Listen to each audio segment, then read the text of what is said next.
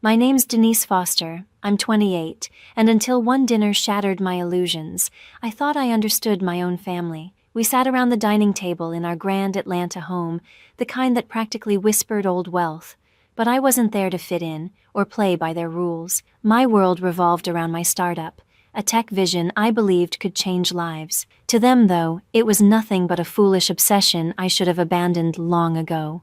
Dressed in jeans and a simple sweater, I looked out of place beside their polished luxury and self-satisfied grins. The room felt heavy, the quiet broken only by the faint clatter of silverware. Then my mother leaned closer, her tone sharp enough to slice through the air. "Denise, we're done rescuing you," she said flatly. "We're not your bank anymore." My father gave a stiff nod, his gaze distant and cold, as if I were some failed investment. My sister's laugh followed, light, cruel, and meant to sting, as she reminded me I'd never reach her level. They thought they were humbling me, showing me my place, but I stayed calm, my phone buzzing quietly in my pocket with a message that would soon rewrite everything they thought they knew. They couldn't guess what was coming, nor that I now held the leverage over all they treasured. If you think their arrogance lasted, stay with me. This story is about to turn their smirks into silence, and if you're curious how I twisted their words back on them, make sure to hit subscribe and tap the bell, because what comes next will leave you stunned. Just as the first appetizers arrived, my mother's voice dropped to a chill. "Denise, that little tech fantasy of yours is a waste of time," she said, cutting through the soft clink of crystal and glass. Her gaze cut straight through me, filled with the kind of disappointment that made it seem like my ambition to build a startup was a personal offense. Mom leaned back, the light from the chandelier catching the diamonds at her neck as she sighed. "You're almost 30. When will you finally grow up and get a real job?" she asked, each word laced with frustration. Dad followed immediately, placing his wine glass on the table with deliberate calm, his expression severe, like a judge delivering a sentence. "Your sister's out there closing million-dollar deals in real estate," he said, motioning toward Tracy, who sat smirking like she'd already won. "That's what success looks like, Denise, not some app that hasn't earned a cent." His tone sliced deeper than he realized, but I kept my face unreadable, my hands resting neatly in my lap. I refused to give them the satisfaction of seeing me flinch, and of course, Tracy couldn't resist twisting the knife. She flipped her hair, her gold bracelet flashing under the light as she launched into her favorite subject, herself. "Just signed a contract for a downtown condo project," she announced proudly, her voice thick with self-importance. "7 figures, Denise," she added, pausing just long enough for it to sting. "That's the kind of money you'll never see chasing your childish dreams." Her laughter cut through the air, sharp and cruel enough to twist my stomach. "Still living off our leftovers, huh? Always begging for help." Mom gave a stiff nod, her lips pressed into a thin line. "We've gone too easy on you," she said, folding her napkin with slow precision. "Tracy's right, you can't depend on us forever." The words landed like blows, but I stayed still. I'd heard the same chorus every holiday, every so-called family dinner, a script they never tired of performing. To them, I was the weak one, the embarrassment who didn't fit their picture-perfect high society image. Dad leaned in, his tone firm but self-righteous. "It's time you stood on your own, Denise. No more safety net. You need to learn what it means to earn something." His voice carried the authority of someone pretending he'd clawed his way up, though every inch of his comfort had come from inherited wealth.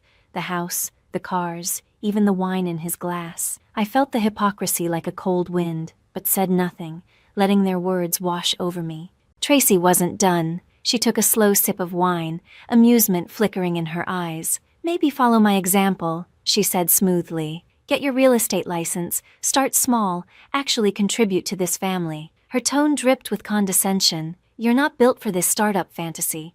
It's embarrassing, honestly." My jaw tightened as my hands gripped the chair. I'd grown used to their judgment, but tonight, every insult dug deeper. Each one a reminder of how little they believed in me. They saw me as a burden, a dreamer destined to fail. But I wasn't there to defend myself or seek validation. My phone in my pocket felt heavier than ever, a quiet symbol of what they couldn't yet imagine. They thought their wealth gave them control over my future.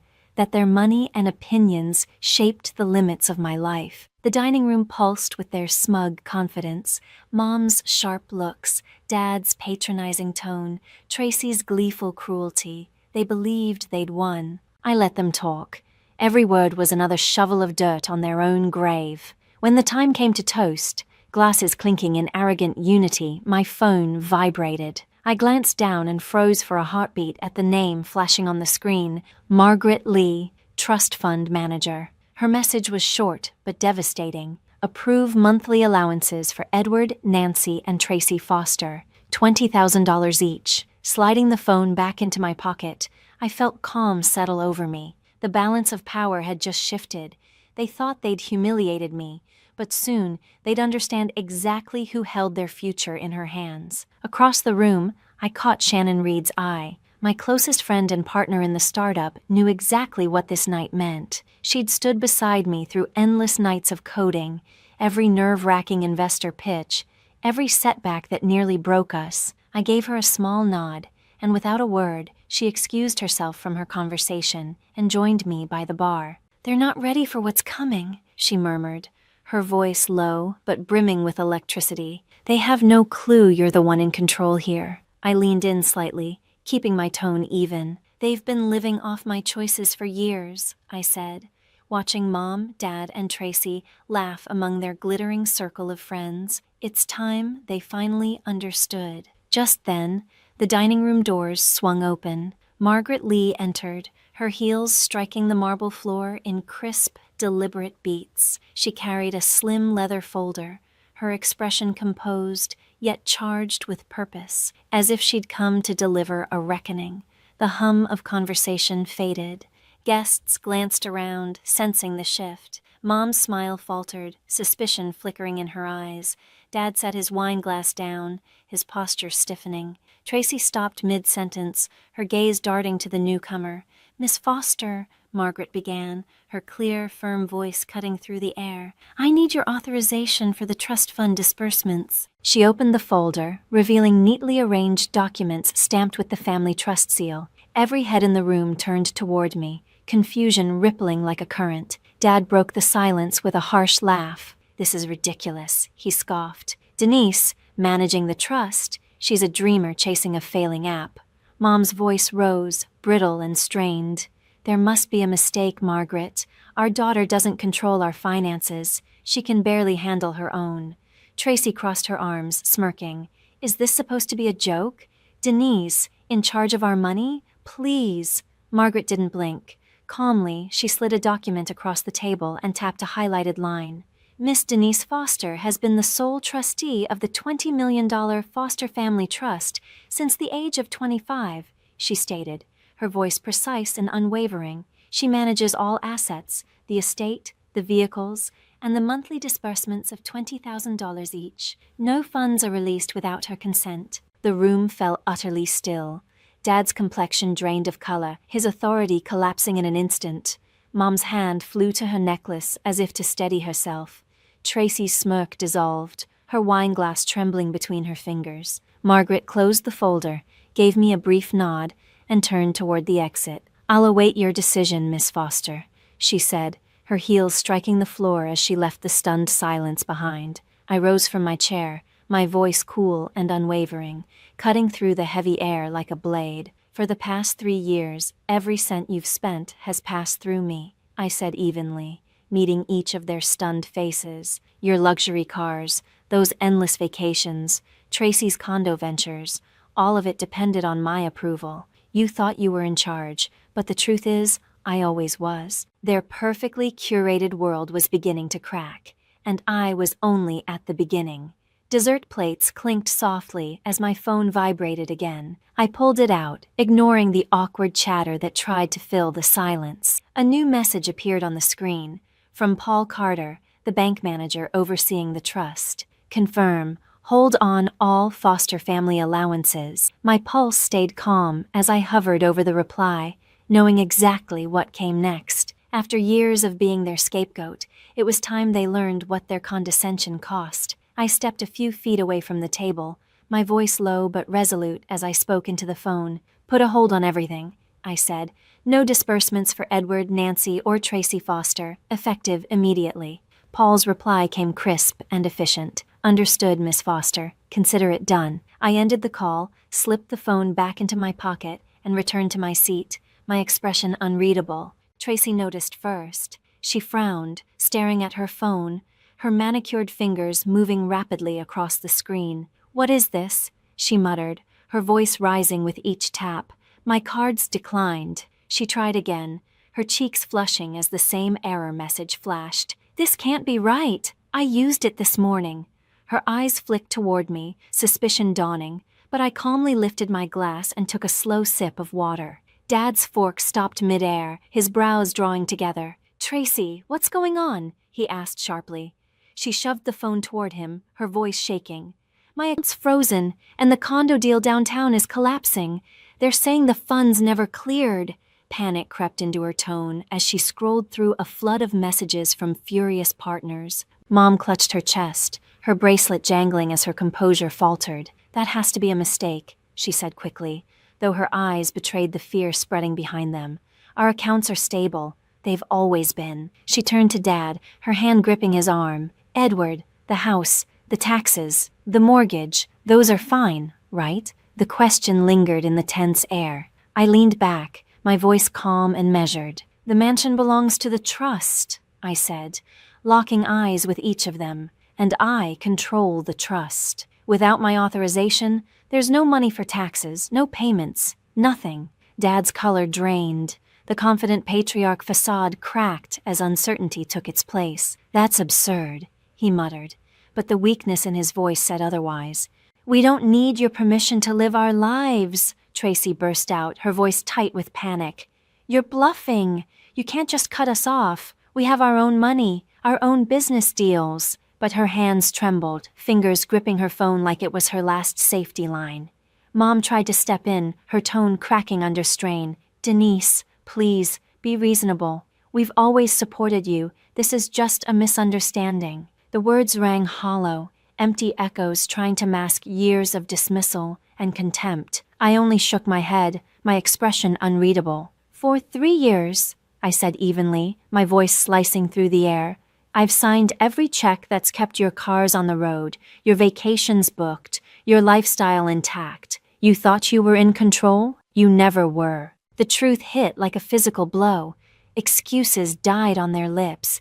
Tracy's phone buzzed again. She glanced down and gasped. Her largest client had just canceled their contract. The color drained from her face as her polished facade began to crumble. Dad tried to salvage what little dignity he could. "We don't need your charity," he barked, but the tension in his clenched fists told another story. "We've done perfectly fine without you." I arched an eyebrow, letting the silence drag. They could cling to denial all they wanted, but the truth was already settling in. Their wealth, their comfort, their entire sense of power existed because of me. Mom's eyes shimmered with tears, her calm exterior finally breaking. "Denise, you can't do this to us," she whispered, her voice barely holding together. But I didn't flinch. Their panic filled the room, raw and heavy, the air thick with fear. I felt nothing but the satisfaction of balance being restored. They had mocked me, belittled me, written me off as a failure, and now they were learning what that arrogance cost. The dining room fell silent again, the tension broken only by the soft ping of my phone. I glanced at the screen, my chest tightening as I saw the sender, a venture capitalist I'd pitched to the year before. The subject line hit like ice water. "Concerns about your startup's credibility." My jaw tightened as I read. Tracy had sabotaged me. She'd told investors my company was a scam, a desperate money grab. Her lies had tanked a crucial funding round and nearly killed my business before it even launched. I looked up slowly, my gaze locking on hers. "You told investors my startup was a fraud," I said, my voice low, sharp, and unwavering. Her face went ashen, lips parting in a silent denial. But I raised my phone, the email glowing in my hand like a confession. "This came from one of them," I continued. "They heard it directly from you." The room fell dead quiet. Guests stopped whispering, every eye fixed on Tracy as she stammered, her hands trembling uncontrollably. "That's a lie," Tracy snapped, but her voice wavered, betraying the truth she was trying to bury. Mom's eyes darted between us, her expression torn between guilt and defiance. "Denise, she was only protecting our family's reputation," she said, her tone trembling but still trying to sound firm. "Your startup, it's risky. She was thinking about what was best for all of us." Dad nodded stiffly, his jaw tight. "She didn't mean any harm," he added, voice low, almost pleading. "Tracy was just trying to keep our name out of gossip. You know how fast things spread in our circles." Their words hit harder than I expected. They weren't just excusing her, they were defending her. They knew she'd sabotaged my dream, poisoned my reputation, and they still stood by her. Tracy seized on their support, her tone turning frantic. "I had to, Denise!" she shouted, her eyes wild. "Your app was a disaster waiting to happen. It was dragging our family down. I was saving us." Her voice shook, her excuses flimsy, her fear bleeding through every word. I could almost hear her confidence collapsing as her empire unraveled around her. The room seemed to close in, the weight of betrayal pressing down like a storm. I set my phone on the table, my gaze locked and cold. "You all knew," I said quietly, the steel in my voice slicing through the air. "You knew she lied to investors. You knew she tried to destroy everything I built, and you still defended her." Mom's fingers clutched her necklace, eyes shining with tears she couldn't hide. She said nothing. Dad looked away, his silence louder than any denial. Tracy's shoulders sagged, the last of her defiance draining away. "You thought you could break me," I continued, standing straighter, my tone calm but unyielding. "But for 3 years, every luxury you've enjoyed, your cars, your trips, your deals, came from the trust I controlled, from me. And now I'm done." The word hung in the air like a final sentence. No more allowances, no more trust fund, not a cent. Mom gasped, both hands flying to her mouth. Dad's face fell, the confident patriarch replaced by a man stripped bare. Tracy's phone slipped from her grip, hitting the table with a hollow thud. Their world, built on arrogance and deceit, was finally cracking apart. And I felt nothing but clarity. They had chosen lies over loyalty, image over truth, and now they would live with the fallout. Their devotion had never been to family, only to the illusion of perfection. As the last guests drifted away, I rose from my chair. The room was silent now, heavy and still. Mom, Dad, and Tracy sat motionless, their eyes blank, their power gone. I'd listened to their excuses for years, but not anymore. It was time to close this chapter. I squared my shoulders, my voice steady and final as I spoke. The voice of someone who no longer needed their approval, their wealth, or their world. "The $20 million trust is under my control," I said, meeting each of their eyes without blinking. "And starting today, every cent goes into my company. The same one you mocked, the one you said would never succeed. That's where the money belongs. Not $1 of it goes to you. Not now, not ever." My words sliced through the silence like glass. Mom's breath hitched, her hand flying to her chest, but I didn't soften.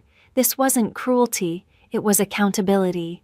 Dad's voice broke the stillness, rough and trembling. "Denise, the mansion," he said, desperation creeping in. "If you cut off the funds, we can't pay the property taxes. They'll seize it." His confession cracked his perfect composure, the truth exposing how fragile their wealth really was. The grand Atlanta estate, once their proudest symbol of success, had become a burden they couldn't sustain.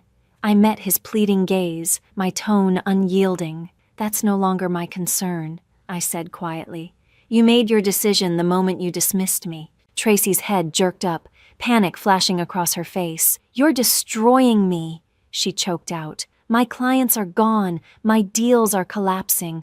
I'm finished without my reputation." Her hands shook as she clutched her phone like it might somehow fix everything falling apart. The woman who built her empire on image and influence was watching it all crumble, piece by piece. I felt nothing for her. She'd tried to sabotage my dream, and now her downfall was her own making. Mom's voice trembled, her eyes wide and pleading. "Denise, we're your family," she whispered. "You can't turn your back on us." But her words carried no power. They had turned theirs on me long ago, replacing love with judgment and loyalty with betrayal. I shook my head slowly, my voice steady. Family doesn't destroy each other's dreams, I said. Family doesn't lie to investors and try to ruin what someone's built. You did that, not me. I took a deliberate step toward the door, each movement lighter than the last. I don't need you to succeed, I said, my voice resonating through the hushed room. Everything I've built, every line of code, every pitch, every sleepless night, it's mine. The trust fund is just a tool now, one I'll use to prove you were wrong about me. My startup wasn't just an idea, it was proof of who I'd become. I no longer needed their wealth, their validation, or their family name. Around the table, no one spoke. The guests had gone quiet, watching the wreckage unfold. Dad sat motionless, staring down at the table as though searching for a way to undo what couldn't be undone. Mom's shoulders sagged, her expression hollow with defeat. Tracy's fingers hovered over her phone, but no message would come to save her now. They had underestimated me, believing they could manipulate and contain me, but the truth was finally staring them in the face. Their entire world had depended on me all along. I turned toward the doorway, each step deliberate and steady. You thought you could break me, I said, pausing with my hand on the frame. But I'm the one who's been holding you up, and I'm done. The silence that followed was suffocating, a far cry from the smug laughter that had filled the house earlier that evening. They had lost it all, their fortune, their prestige, their illusion of control, because when it mattered most, they chose betrayal over belief. As I walked out, the lights of Atlanta glimmered through the mansion's tall windows, a glowing reminder of the city where I had built something real. I didn't look back. Their downfall came quickly. Tax bills piled up, clients withdrew, and the glamorous life they'd curated collapsed piece by piece. I was finally free, ready to create something larger than their narrow world, fueled by my own resilience and the trust I now commanded. 6 months later, I stood in my new office, overlooking that same skyline. The space buzzed with energy, monitors glowing, ideas flying, a team united by purpose. My company's logo shone proudly on the wall, a symbol of everything I'd fought for. What was once mocked as a foolish dream had grown into one of Atlanta's most promising tech ventures, praised in local publications as a disruptor in its field. The $20 million trust, once a safety net for my family's indulgence, had become the foundation of innovation, rebuilt through my labor, my risks, my vision. Pride swelled in me, not just for the success, but for the quiet justice of proving them wrong. Meanwhile, Mom and Dad's empire had shrunk to nothing. Without the trust's support, they lost their mansion to unpaid taxes, forced to sell it at a loss. They'd traded their marble halls and panoramic views for a small apartment far from the city center. Word reached me through mutual friends. They now lived modestly, counting every dollar, surviving on Dad's fading investments and Mom's occasional consulting jobs. The life of galas and luxury had been replaced by thrift stores and discount groceries. Tracy's fall was even more brutal. Her reputation, once spotless, was ruined. Her clients vanished, her accounts frozen, and her high-end career dissolved. She ended up behind a desk at a small management office, pushing paperwork for a fraction of what she used to earn. The designer bags, the magazine features, the invitations, all gone, replaced by hushed whispers at industry events. She'd called once, leaving a voicemail I never returned. Her betrayal, the lies she spread about my company, still cut too deep. Through it all, Shannon Reed never wavered. My closest friend, my partner in this journey.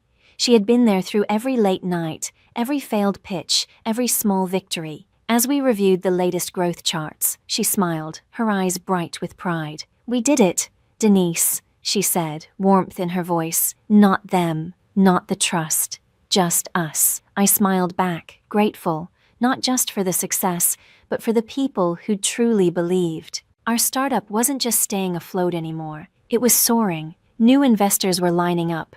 Downloads were climbing by the thousands, and the buzz around our app was growing louder every day. Shannon's faith in me had been the steady ground beneath my feet when my own family tried to tear everything apart. As I stood by the window watching the city pulse with life, I realized there was a lesson I'd earned the hard way, one I wanted others to hear. Never assume someone is powerless, because the person you underestimate might be the one holding your future. My family had tried to control me, dismiss my vision, and even sabotage my work. But they'd been wrong about me all along. Real success, I'd learned, doesn't come from approval or inheritance. It comes from belief in yourself when no one else sees your worth. I'd built something real, not out of their wealth or their praise, but out of my own persistence, courage, and unshakable will. What happened to them wasn't revenge. It was consequence. Mom and Dad's pride, Tracy's deceit, they had created their own downfall. They'd called me naive, told me my dreams were foolish, but their doubts had become my fire. The trust fund they once leaned on had become the engine driving the future I was creating. I no longer needed their recognition to know I'd won. And to everyone who's followed this journey, thank you. Your support means everything to me, and I hope my story reminds you of your own strength. Never let anyone convince you that you're small. You have everything you need inside you to build something extraordinary. Tell me in the comments about a time you proved someone wrong, or a dream you're fighting for. And if this story moved you, don't forget to like, subscribe, and hit the notification bell. Here's to building our futures on our own terms, no matter who doubts us.